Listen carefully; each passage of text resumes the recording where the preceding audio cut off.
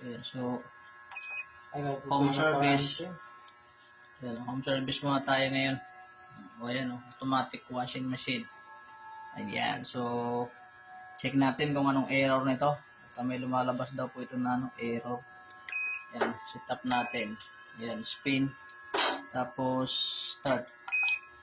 Ayan, palagay sa 9 minutes yung kanyang spin dry. So, ang brand pala nito ay Panasonic. Ayan o. 8 kg Panasonic. So, hintayin natin kung ano yung error na ilalabas na dito sa display board. Ayan. So, nagpalit na to ng board. Ayan. Yung may-ari nito, technician din, marunong din siya eh. Nagpalit na siya ng bagong board oh. Ayan.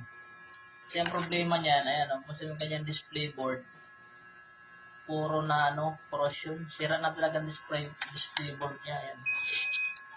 So, yun, nag-beep na. Kaya natin. Ayan U12 error. Ayan, so ito yung ating i-double check kung ano yung U12 error. Ayan, so ayan, plug ko muna para tayo safety. Power off. Ayan, tapos i-unplug ko muna dito. Ayan so i-check na natin kung ano yung parts na pwedeng palitan dito. Sige, card patulong. So, ayan natin pinaka basic na yan. Pinaka basic na solusyon sa ganitong error automatic washing machine. Ayan. So kinalas niya na ito kasi may-ari nito technician din eh. Ayan. Ayan yan hindi ko ipakita ang mukha niyan. So ito yun Ayan, sabi ko sa kanya, ayan, i-bypass niya muna itong ating door switch. Kasi madalas